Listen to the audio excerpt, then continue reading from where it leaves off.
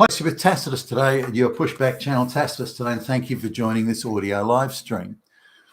In this essay, I'd like to talk about a subject that's quite controversial and contentious, which is this idea of racial superiority. You know, what does it mean? How could it or should it or might it be measured? Are the measures that are generally sort of known about, are they worthwhile measures? Do we measure the worth, assuming that can even be done, do we measure the worth or sophistication of a society or a culture in situ, or do we move the illiterate third world bush peasant, rural peasant from the desert or the jungle, and we plonk them straight into first world country and say that they're not coping very well, therefore they are inferior? Or how do we measure these things? And again, are they in situ? Are they based on transplanting from one culture to another? Do we look at it in terms of the evolution based on the natural organic circumstances of that cultural development? And so how do we do this? Now, in the industrial age, sort of, probably from the late mercantile age, I guess it was starting to happen, but certainly in the industrial age, the later part of, say, the 1800s, when the colonial empires were at their zenith, there was a view that a superior culture was one that was an industrial society, and where there was things like the rule of law and all those sorts of things, contracts, private property and the like. That was private ownership, and that was perceived as being where the most wealth was produced, was perceived as being the most advanced societies, and where there was the least wealth, and where there was no real private property other than, say, the chieftain or something owning it, that was perceived as being the least developed societies, where there was no technology to speak of. So on that basis, it was the society and culture that certain races produced that was deemed as the measure of what was a superior or inferior race. So you could have the industrial societies were technologically very advanced, or the most advanced on the planet, and therefore, because they were produced by certain societies and cultures, those cultures and societies and the races that were involved in them were considered to be the most superior, and conversely, those with the least technology were viewed as the inferior races and the cultures. And this. So it wasn't about skin color or race in absolute isolation. This race produces that sort of society and culture. That society and culture is inferior to this society and culture. Again, we're talking primarily technological here. Then therefore this race must be superior because that's the culture it produced. So I don't think it was a skin color gig, certainly not in isolation, if at all. I think there was a look around the sort of culture and behavior that came in that society, and therefore the people that created that society, be they black or whatever, that they were considered therefore to be inferior or superior depending on that culture they produced. Now, I don't know if that's a perfect measure. It's certainly one measure, and whether it's perfect or not, we can have a separate debate on. But I think we need to explore this just a little bit more. All of these cultures managed to develop, or did develop, mostly in isolation from other cultures. Not completely, but given travel, widespread travel by large numbers of people with a superior technology was relatively rare. So you'd have, say, the Arabs from the Arabian Peninsula going to the coast of East Africa, and they would have an influence and effect on the people there. And in the case of, say, what the Sudan and what was previously Nubia and that sort of thing, the Arabs almost replaced the black populations in that region, again over many hundreds, if not thousands of years. But and the penetration of Islam into that part of Africa and then later on into North Africa and so on. So because travel and intermingling and so on was relatively rare, and cultures were developing sort of separately based on their local geographical area, then these cultures really developed quite independently of other cultures. It wasn't until the mercantile age, and then later the industrial and colonial age, where advanced cultures or advanced societies, as in technically advanced, came into contact with isolated societies that were Stone Age. For example, the Australian Aborigine was a Stone. They were Stone Age people, and then along come, in technical terms, the most advanced people in the world, who are most likely to have the technology to do the traveling.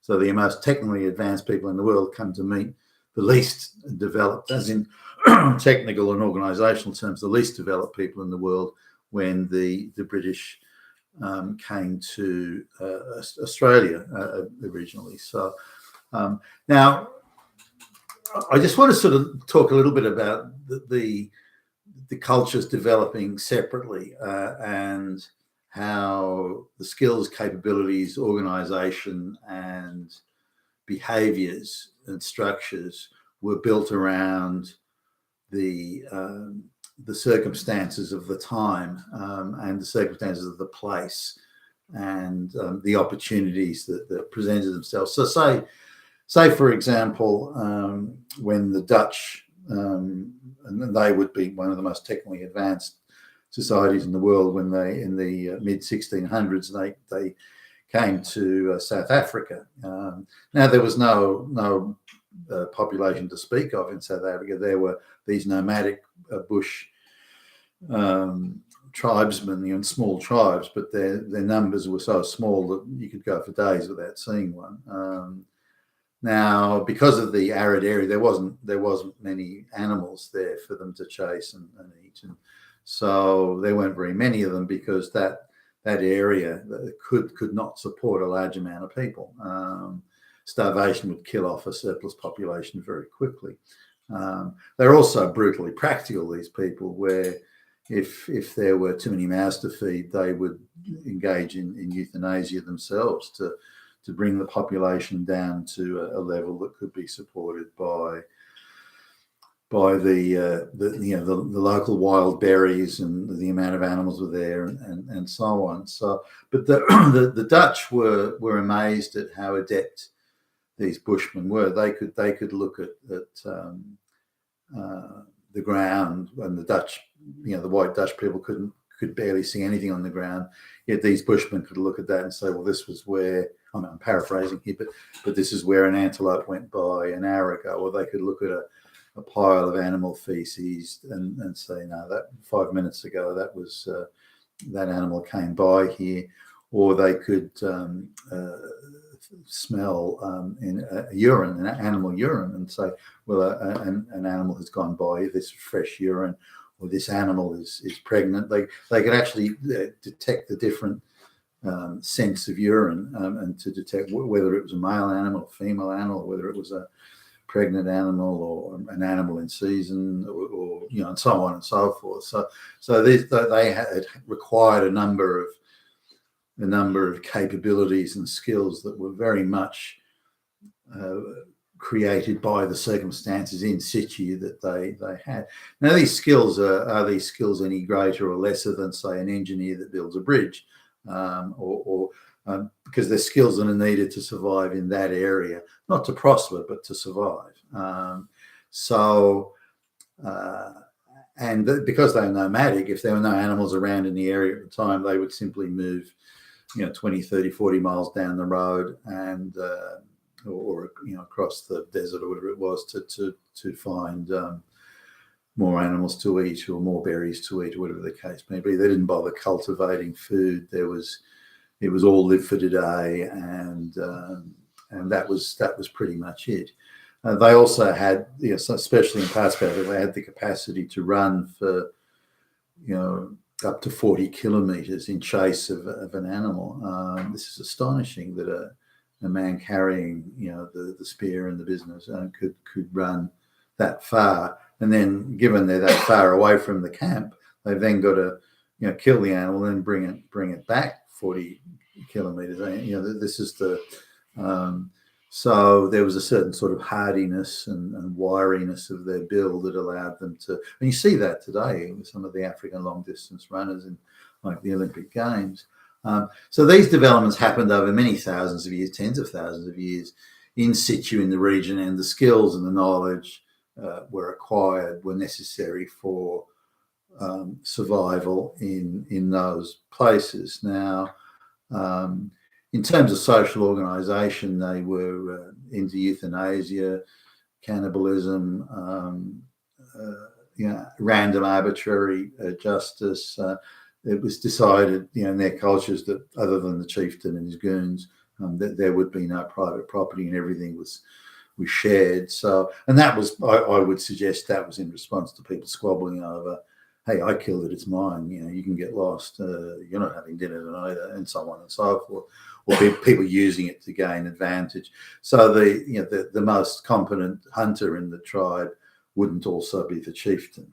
So they were dividing up the most highly skilled people in hunting, say in this case, with people who had the political power or the socio-political power. So there were various developments in their society that suited, as I say, their circumstances. Now, to say that they were a dysfunctional society, all trying to enslave each other and sell them off to the Arab slavers and later the white slavers and this sort of stuff.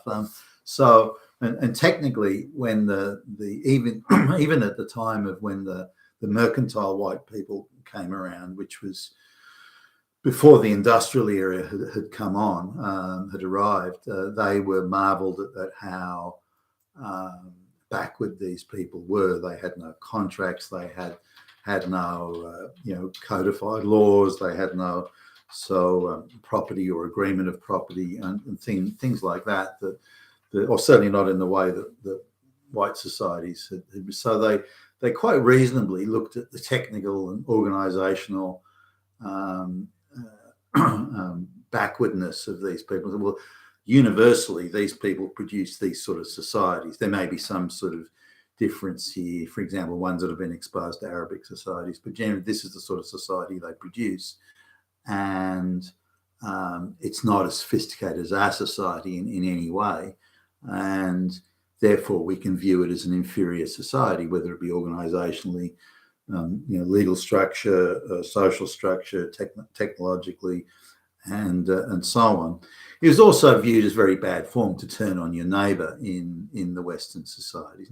Not that it never happened, but the Africans did it quite black Africans did it quite casually, happily sell their neighbour into slavery without a second's thought. But not that it didn't happen in white societies, it was just less likely. If we look at, say, the novel by Robert Louis Stevenson, Kidnapped, that's an example, perhaps, a dramatised one, of course, of where one relative wants to get rid of another relative for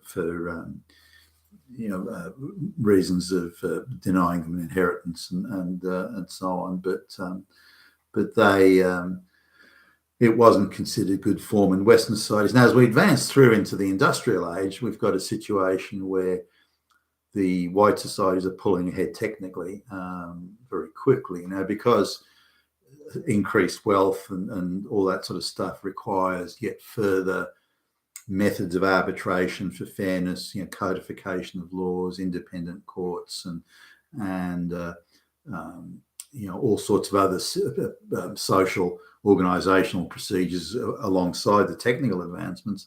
Then by the late 1800s, 1870s, 1880s, the white societies saw themselves as being so far ahead of the other societies in social, organisational, technical terms, that there was up to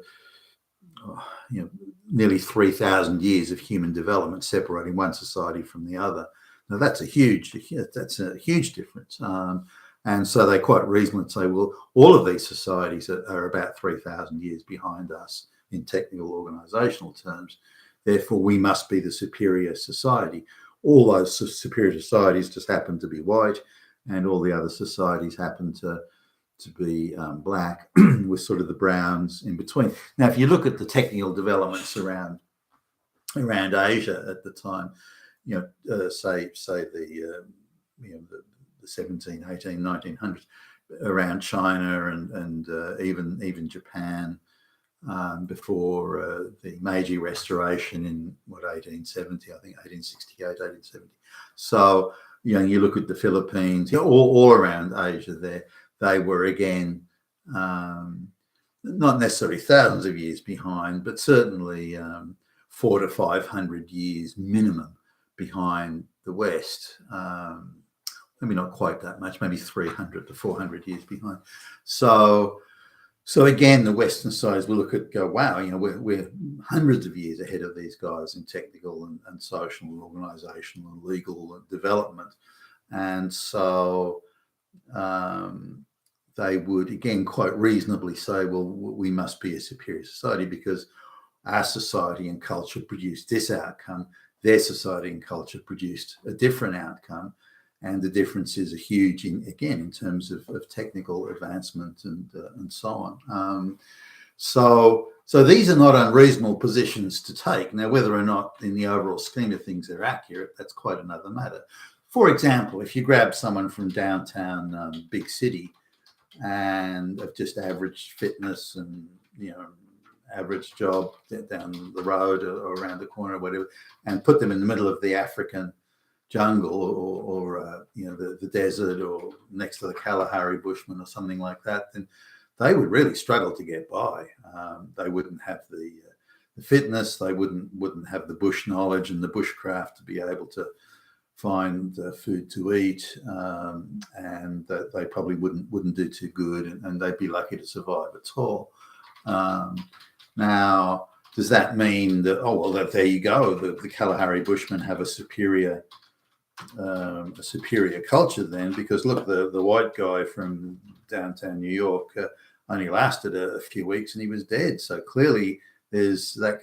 Well, that's a different thing when you're transplanting someone who knows nothing but one culture and then transplanting them into another where the circumstances, conditions and requirements, needs, challenges are completely different. The reverse could also be the case if you take the Kalahari Bushmen out of the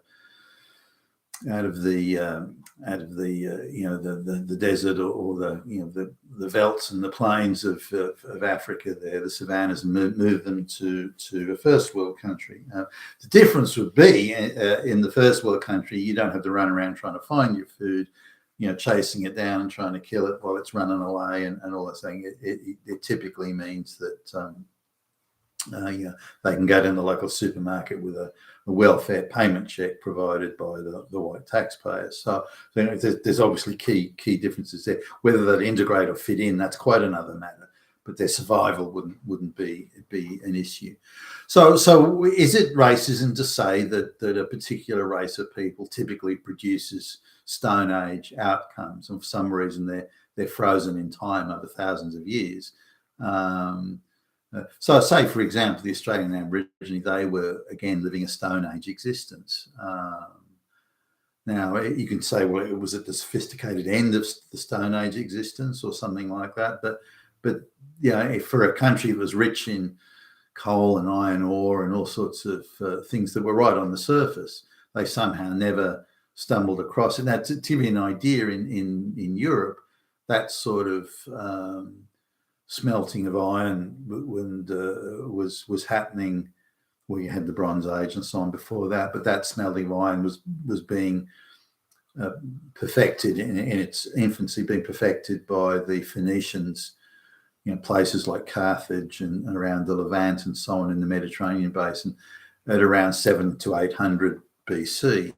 So now, even when white explorers were going through Africa 3,000 years, nearly 3,000 years later, or certainly 2,800 years later, the tribes that they were coming across, the areas of Africa, still had not discovered how to smelt even basic metals such as bronze and so on. So they're at least 3,000, if not 4,000 plus years technologically behind.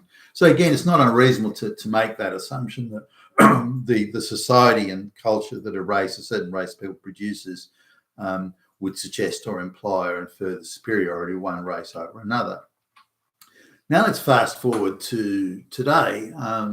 We find that the black population, for example, of the United States and other transplanted cultures into the United States, they tend to not do as well as, on average, they tend to not do as well as white people do.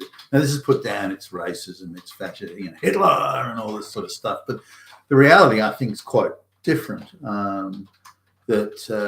Why did those black races not produce societies, like this imaginary Wakanda, or why did they not? But why were they not? They weren't just sort of a few years behind the white. They were thousands of years in development behind. Now that's not that's not something to be dismissed. Racism, fascism, Hitler. They can't. Thousands of years difference. So I think in that, when we look at the difference with today, the behaviour of black communities in the United States, they behave more like the African societies that are still there today and were there for thousands of years. But they behave more like that. The only difference is they're in the middle of a rich white society, which gives them an artificially higher income and higher quality of life in terms of wealth, at least. So why is it all attempts over, well over 100 years, 150 years, have failed to create this dreamed of equality of outcome? Are there in fact differences in attitudes and views? It's even so that when black kids are taken out of black families or black neighbourhoods and put into, say, white families and white neighbourhoods, all they know is other white people, that sort of thing, then the difference, it still doesn't bridge the gap. So there's got to be something. Whereas if you put, say, Asian, like a Korean or somebody, you put a Korean kid in a white family, then they have no difference. Then the difference is zero. The gap does get bridged. So now I'll mention a few other things in differences where a society has a complicated written language, and the black societies tended to not have any of that. But where societies have a complicated written language, such as the large, a pictorial and alphabet character sets in, say, Korea and China and Japan, that sort of thing, and the way the Jewish teachings and the way they structure their language, although their alphabet isn't huge, it's the way it's put together. These societies tend to produce, in an academic sense at least, as in passing exams, they tend to produce the highest number of exam passers, people that pass exams. Now, I've many times worked alongside Jewish people, and some of them I'm in awe of their sheer brain power. It's like, wow, I wish I was that smart. I'm an ordinary guy, and I look at some of these people and go, oh, fuck, they're geniuses. And I've come across a number of Jewish people I've categorized like that. But I've come across some very impressive, bright Japanese people as well. But that tends to produce, again, we've got a situation where they've got to exercise their brains in a way that would, in all probability, produce exam-passing people. Now, they also happen to have, in the case of Japan, for example, they happen to have a very wealthy society. The Chinese can produce similar outcomes in exam passes. They have a poor society. The Hindu Indians can produce a lot of exam passes, and they've got a dirt poor basket case society and have had for a long, long, long time. So just exam passing doesn't mean you have a wealthy society. There's something more to it than that. There's, in the evolution of society, there's an agreement about how things will be done and what's fair and what's, on balance, considered equitable, such as clearly codified law, these sorts of things. So the development of society just isn't technical. There's a number of other factors involved, and homogeneity is certainly a very big part of that. We tend to see China as homogenous, but it's not. There's a main tribe there, the Han Chinese, and they've subjugated all the other tribes in the region. So they're actually not as cohesive as you may think. And in the case of Japan, there is, on balance, a great deal of cohesion, as in societal homogeneity there. They are a rich society. So homogeneity was one key factor in the wealth, not the only one, but a key factor in the wealth of a society, and obviously other factors as well. So when we look at what's the superior, white supremacy and so on, the idea that the societies that produce the most advanced, or the cultures that produce the most advanced societies, they just happen to be nearly all white. Was that a coincidence? Did they somehow all feed off each other and cross-infect each other technologically? Were they societies were prepared to embrace technological advancement more readily than other societies? For example, the Ottoman Empire was in organizational military terms, quite advanced at its time, and it swept all before it. But they suddenly were eclipsed by the white Western powers that were embracing the newer technologies at the time, such as the newer cannons and gunpowder and methods of casting metal, newer methods of shipbuilding and sails and rigging and navigation equipment and so on. And the Europeans suddenly, the white Europeans suddenly jumped ahead very quickly in technical terms. And then only 150 years after they'd been at the zenith of their power, the Ottoman Empire, the Turkish Ottoman Empire, was viewed as the sick man of Europe. So there's a lot that goes into this and many factors, and it's more nuanced than just simply, whites are superior or inferior, or blacks are superior or inferior, or Asians are not. There's much more to it than that, and the measures that I think that have been used and are used currently are deeply flawed. They're insufficiently nuanced. Is it true, categorically and provable, absolutely true, that the most advanced, richest, fairest, most just societies were produced by white people? Then that is true. That's an irrefutable fact. Does that mean that they are the superior race? Well, in technical and organisational and other terms, then yes, it would mean that. Does it mean that for example, that multiple races can live together and have this elusive Marxist multicultural paradise? I don't think so. I don't think that works. There are a small number of people from any culture, whether it be black or anywhere else, that can fit into that, but the number is only quite small.